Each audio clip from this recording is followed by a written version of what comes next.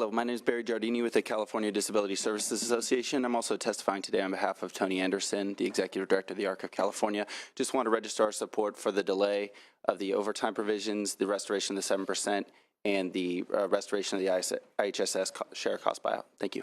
Thank you. Hi, my name is Loretta Jackson, Sacramento County. I'm a IHSS worker. I do home care. I'm here today to say that I support the overtime and also the 7% restoration. I'm asking you to restore it permanently because, you know, the sad thing being a home care provider, it hurts to know that every year we have to come down here and bring our clients and we have to fight just to keep what should already be ours. You guys will give it to us 1 minute and you take it right back. We're asking that you restore it permanently, that you do what's right, because by restoring that restores our dignity and our integrity. Thank you. Thank you. Thank you, Mr. Chair. Members, Kathy Sunderling with the County Welfare Directors Association. To comment on issue 8 regarding the MOE language, we really appreciate the comments of Mr. Cervinka and look forward to seeing the May revised version and working with the Department of Finance and Social Services to address any outstanding issues, but we're hopeful that a resolution can be reached on that language. Thank you. Great. Thank you for your work. Good afternoon, Tia Orr on behalf of the Service Employees International Union. Not only do we represent providers across the state, we also represent the IHSS social workers who are tasked with administering the new overtime provisions. I would ask again in unison with Ms. Senderling and other comments that it be delayed till September 1st.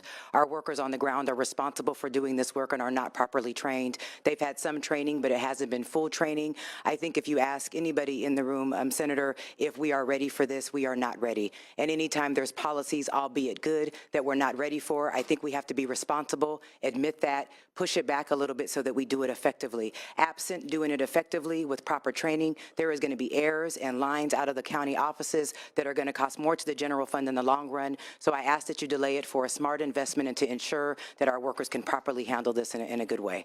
Thank you. Hello again. I'm still Fran Smith, Director of the Public Authority in Yolo County.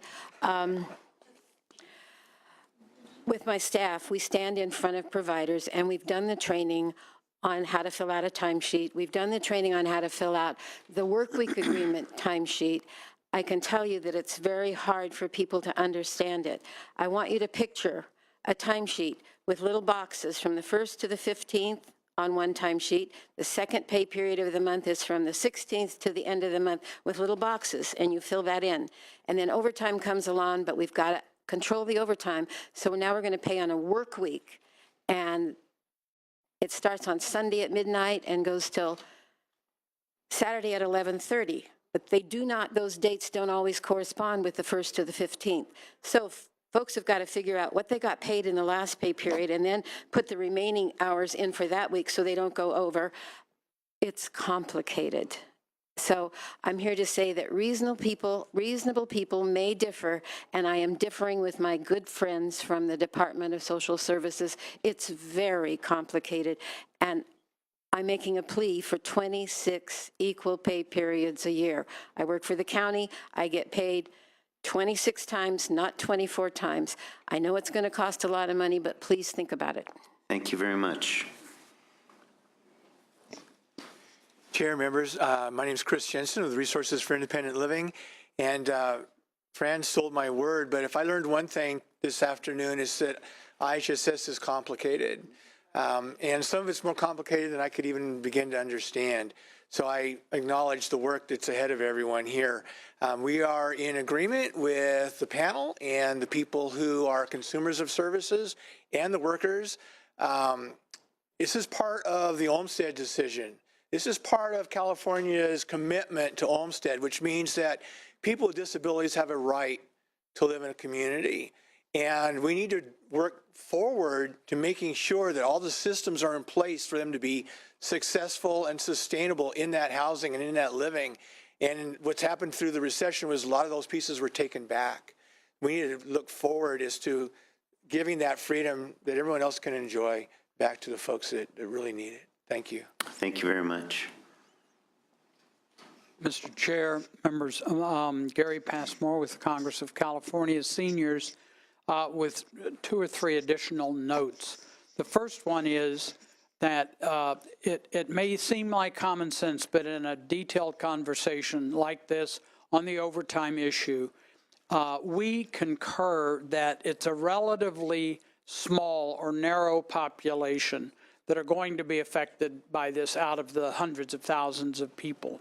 But please keep in mind that the people who are going to be challenged by these new overtime rules are almost certainly the caregivers of the most complex people in the system, because they are the ones that need a lot of hours.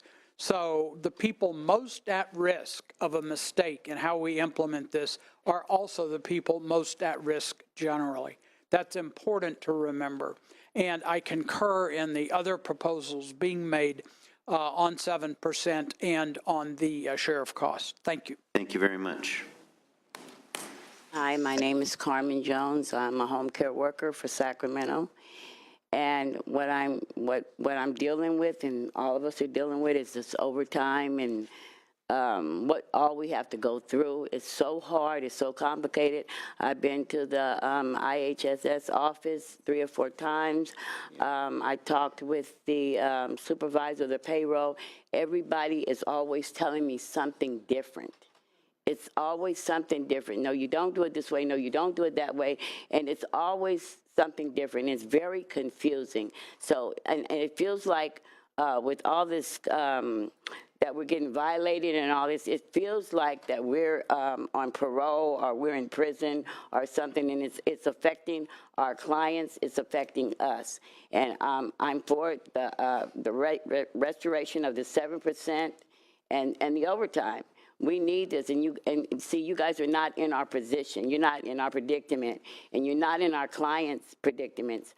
But we're here for them, and we're here for ourselves. But this is a very complicated, and a lot of it, to me, is unnecessary, that we can work for this. All of us got brains. Everybody up there is smart.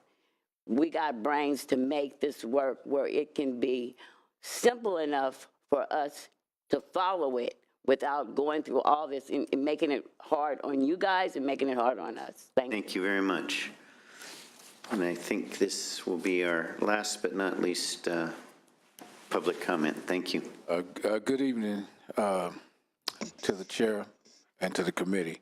My name is Robert Boats, and I'm a care provider, SEIU Local 2015. I concur with everything that's being said, with everyone talking about the overtime, and also to the 7% being made permanent and the extension.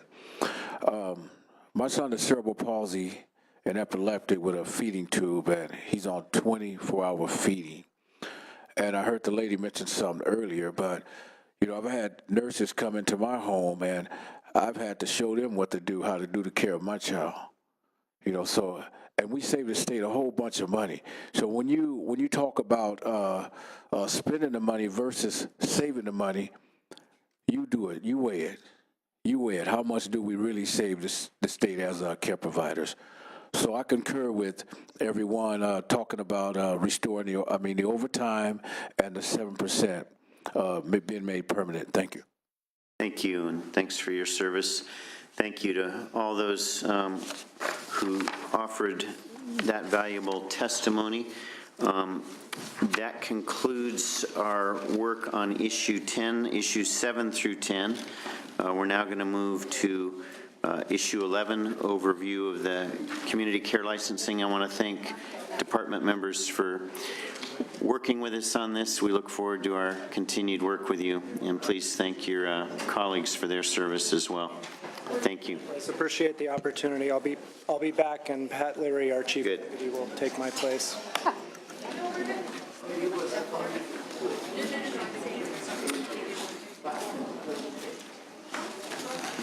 So we are moving to issue 11, the overview of community care licensing. Good afternoon. Welcome. Good afternoon, Mr. Chair and members. Thank you so much, and thank you for your continued attention throughout the afternoon. Such important issues we all had the privilege to listen to. I'm going to talk briefly. I'm Pat Leary from the Department of Social Services. With me is Pam Dickfoss, who is the deputy for our Community Care Licensing Division. Following your agenda, we're just going to give you a very brief overview of what the Community Care Licensing Program is and then the budget requests that we've included.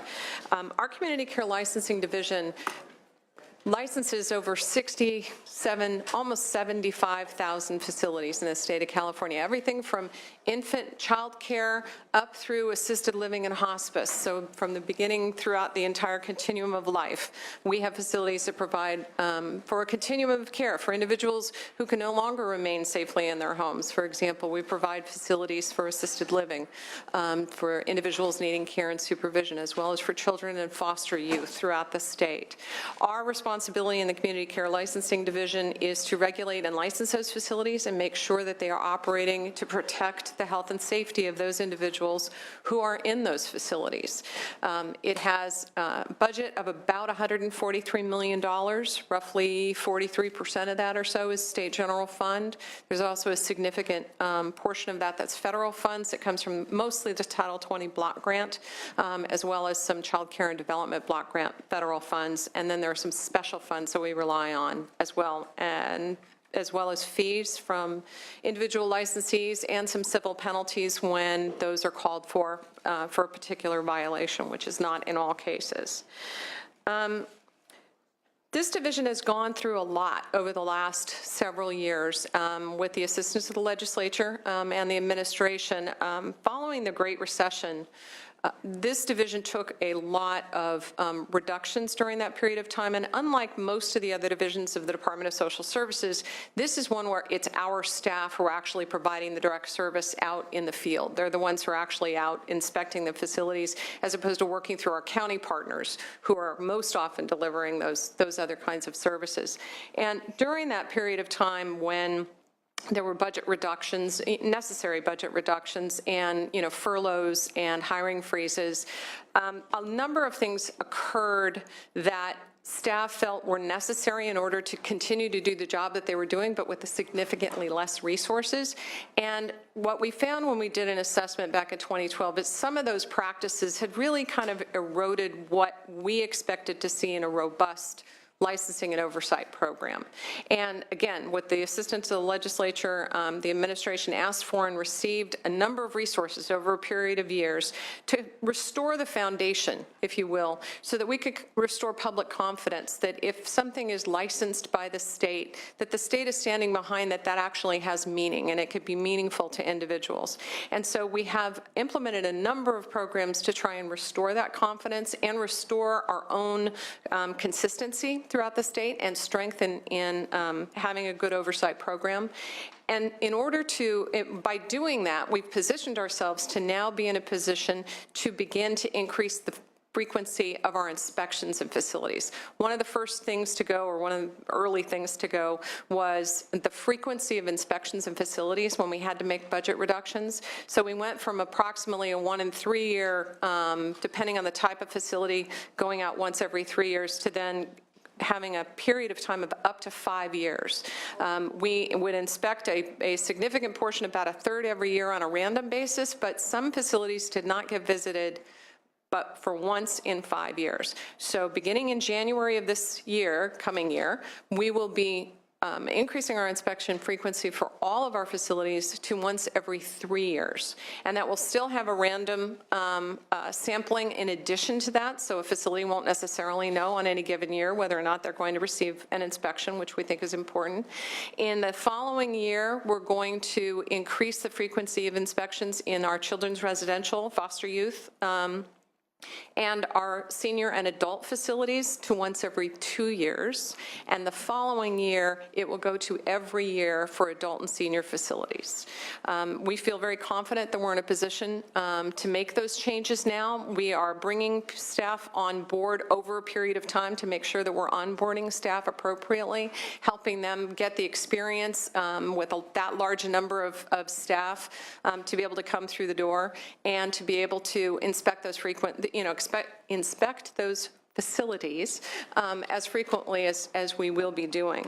One other question that was, or one other point that I wanted to make, that in terms of an advancement that we've been able to make. There were a number of years where we came and testified before this committee, as well as others, about our inability to have online information for families and people that were interested in getting information about facilities. We had been stymied by both lack of resources and budget, as well as trying to think about things too big. We took it upon ourselves to break it down to say, what can we do? And started small and developed an agile development long before we understood what agile development actually meant, and sort of built a program bit by bit that we now have available online. 5 years of information for all licensed facilities in the state of California, including all inspections and all citations that have occurred during that period of time. And going forward, we now have all of the licensing inspection reports. We started with just having a count for how many times staff had been out there over a period of 5 years. We can now show the actual licensing report, so you can read what the license inspector found while they were there. And also, we have complaint reports available online. And we're very proud that so far we've had over 3.5 million hits on that site, which we knew that the public was really, really wanting to have this information, and we were as frustrated as they were. We're very proud that we now have that up and available, and we will continue to advance it and make changes to it to make it even more accessible and available to the public, so that they can start to get some information about a facility before they actually ever have to visit the facility. It allows them to kind of narrow it down. There might be 3 child cares I'm considering. You can look at their history and see which ones you want to actually then go and visit instead of having to visit 10. You can narrow it down. And with that, I think the only other question you mentioned that was mentioned in the agenda was a question on our KIT, our Key Indicators tool. Again, one of the tools that we did, one of the responses to the Great Recession in reducing the number of inspections was also to use something that had been piloted nationwide, in looking, instead of what's considered a comprehensive, where it's literally every single piece of paper, every single document that's in a file, and everything that you could look at top to bottom at a facility, and instead looking at things that are called key indicators. If a facility is doing well on these things, is that an indicator that they're going to be doing well on other things? If they're not doing well, is that an indicator that they need something, they need more inspection? We need to go a little deeper. We worked with Sac State to look at that and validate for us. We actually had a lot of difficulty, not Sac State's fault, but our data's fault, in the way that our data had been recorded during that period of time, in trying to validate that. So we worked with Sac State on a different approach, where we tested some different tools to try and see what would happen. We just got the draft report last week. We are hoping by May revise that it will be final, and we'll be able to report to you on what validity we've been able to find on, is this a good tool, or is it not something that's worth our time? And I can tell you that at least the preliminary reports are, they believe that they can now statistically link if a facility is doing well on, or if this facility is doing poorly on any of those key indicators, that the likelihood that they're going to get further citations is statistically significant. So we hope to have that finalized within the next couple of weeks. Madam Chair, can I ask a question? Please. Yes. Well, thank you for that overview, and it sounds like you've made tremendous progress in trying to achieve these objectives and better oversight and protection for the public. You did make reference to trying to reduce the ratio, the years that elapse between inspections, but you said there's always random inspections, which you suggested is a good thing, so that all facility operators could be subject to inspection at any time.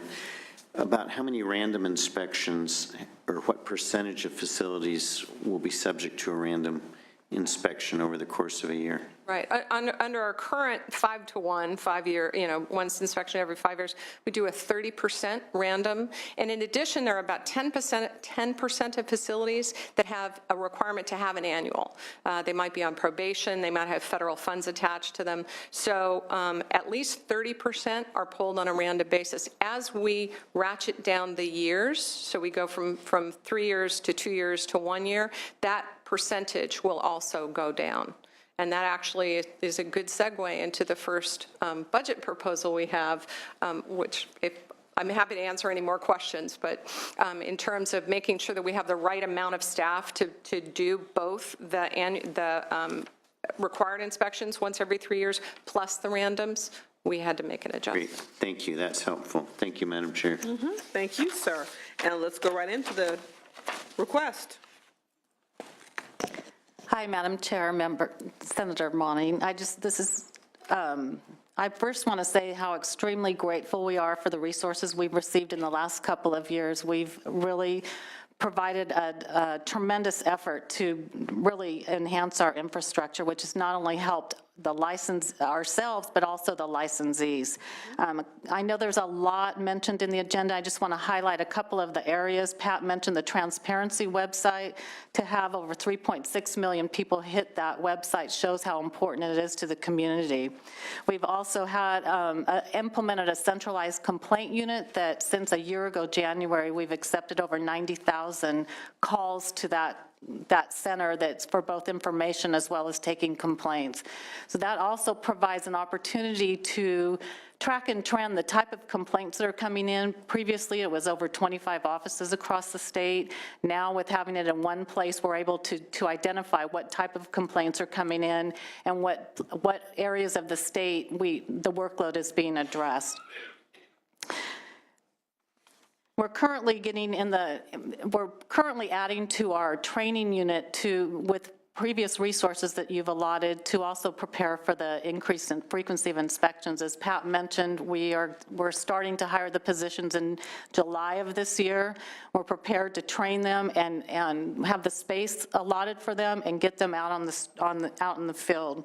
So our first proposal is the random inspections that Pat mentioned, Ms. Leary mentioned earlier, with the 30%. Last year when we asked for resources for the increased inspections, we inadvertently left out in the methodology the request for resources to continue the random inspection. So that's the reason for this proposal. It's approximately 20 PYs. And our second proposal, if there aren't any questions on. Hang on one second. Ginny Bello with the Legislative Analyst's Office. We have no concerns with this proposal. We view it to be truly technical in nature and think that the resources are needed in order to comply with the increased frequencies of inspections going forward. Perfect. And for LAO and Finance, as she rolls through these budget change proposals through issue 15, catch my eye if you have an issue, and then we'll talk. And then we'll do public comment at the end of issue 15 so you can address the overview as well as all the budget change proposals. Okay? Go on to the next one. Thank you. Our second proposal deals with our handling of arrest-only cases. In order to work or be associated with our facilities, individuals need to have a complete criminal background check. In 2014, we reviewed and then revised our policy that allowed individuals who had only been arrested and never convicted of a crime to work in a facility prior to getting the clearance. In 2014, we revised that policy to require that prior to someone working in a facility, even if it had only been an arrest and not a conviction, that we would do a full criminal background check. In order to do that, we had to make a number of changes to the way that we were doing these checks, because at the time, it could take as long as 15 to 18 months to complete, and that was not considered a reasonable amount of time from someone to wait for employment. So we, using our existing resources, redirected a number of staff, changed procedures, got rid of things like requiring investigators to go through 1 through 17 on a checklist when perhaps all you needed was 1 and 2. And we were able to reduce that time down to the vast majority of our cases now being cleared within 30 to 60 days of getting the original criminal arrest information. However, as sustainability is very important aspect of this, what we were able to do by redirecting those staff and making efficiencies was sustainable in most of the program, but in our legal shop, we were burning the candle at both ends and in the middle. And so that's where this request comes from, is to ask for additional staff to allow us to continue doing what we were already doing, but we were literally burning staff out.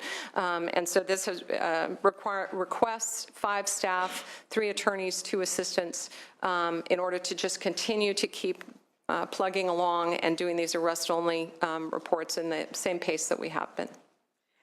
And does this apply to all the facilities you license or just residential? All the facilities that we license require these. All right. Any questions?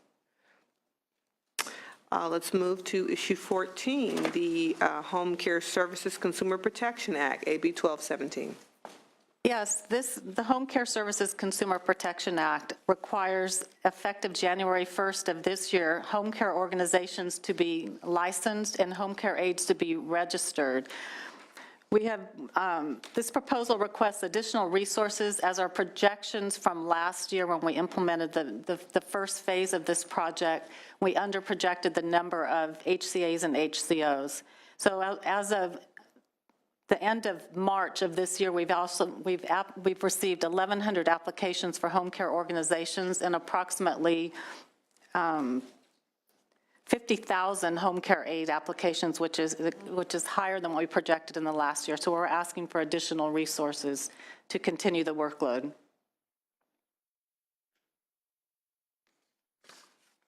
Seeing no questions, let's go on to issue 15, complaints and appeals process and RCFE ownership disclosure.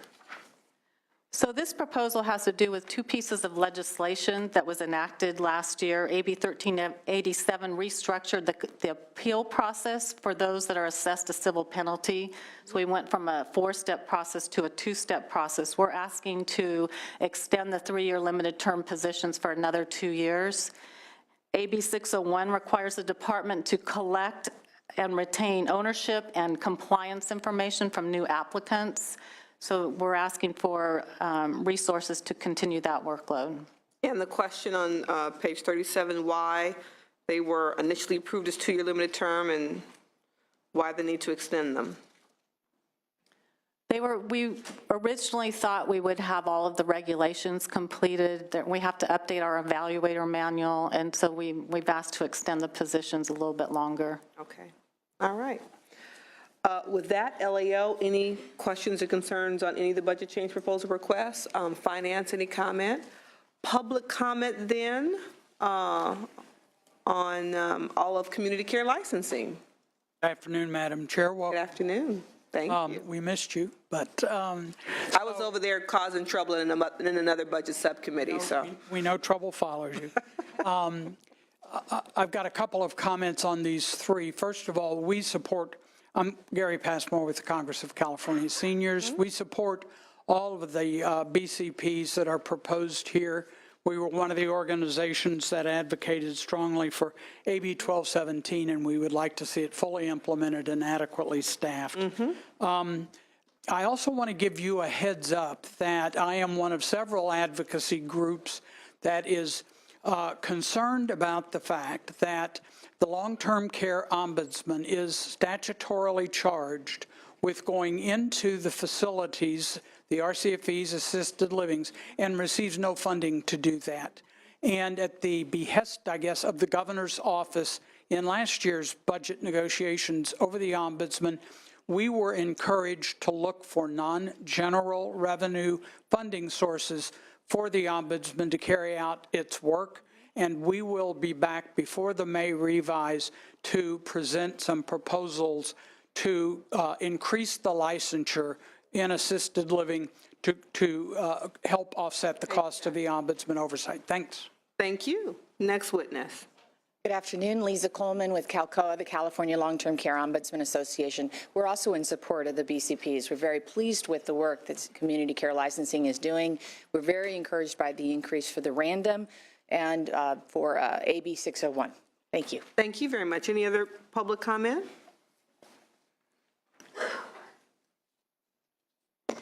Madam Chair, John Pointer, Chair of the Joint Rules Committee, California Senior Legislature.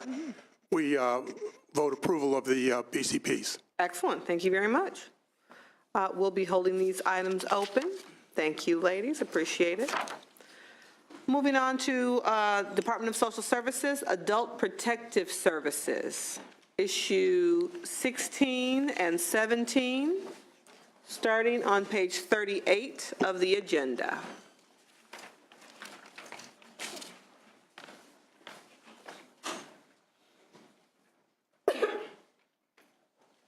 Change the seat, make you feel like you're in a different hearing. Might have been deliberate. Thank you again for the cough drop as well. You're welcome. So the sergeants are handing out the third and final PowerPoint that you'll receive from me today. I appreciate the opportunity to be here again. Pete Chervinka with the Department of Social Services. You must have run out of the color inkjet on your printer. We divided up duties in terms of reproduction.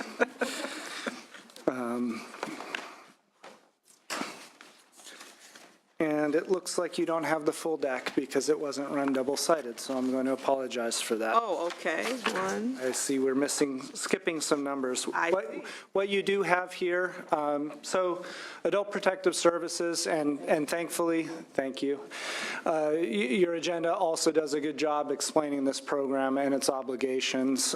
Page 3 of the PowerPoint lays out what counties do. The Adult Protective Services program has been around for a long time. It was realigned as part of the 2011 realignment package to counties. They have now a dedicated fund source for this activity. The authorizing statute for the program requires counties to establish the program to protect elders and dependent adults, respond to and investigate allegations of known or suspected abuse and neglect, be available with a 24-hour response system, provide some time-limited case management servings on a variety of topics to help people out, provide emergency shelter or in-home protection, tangible things like food and transportation, to work in a multidisciplinary team, and at the local level, Adult Protective Services is a great complement to our community care licensing efforts in some occasions, and then to assist in prosecution and, of course, educate the public on how they may too help deter abuse and neglect. Page 5, well, you have the full deck, I don't. So page 5 of this again mentions the realignment. It describes, as your agenda does, there's when the program was realigned, the training functions, as we did for child welfare as well at the time of realignment, are retained at the state level for reasons of economy of scale. But there isn't, as you see here, $176,000 in total funds, $88,000 in general fund is all that the state makes available statewide for Adult Protective Services training. That's been a consistent number for many, many years. And then on page 5, it shows you the APS expenditure trend for the last 5 years. There's been a slow and gradual increase in county spending on Adult Protective Services, and that's a total fund number there. Page 6 is the chart that shows the bar graph that shows, not the bar graph, the line graph that shows the reports of abuse. And you can see there's a significant increase. Any sense as to why? I really don't know. Awareness is probably the largest. Thank you. All these people with great electronic devices. Thank you very much. A couple reasons for it. I think the increased spending, of course, puts more workers on the ground to handle that. The education and awareness activities continue to be out there. And in the last couple of years, there were some significant elder abuse reporting laws, particularly around the banking industry and financial abuse, so that we now have a whole new category of mandated reporters. And as we expected, we would want more evidence of this as time went on. So for those reasons, we think that's why the trend line is doing it. That makes sense. Going up.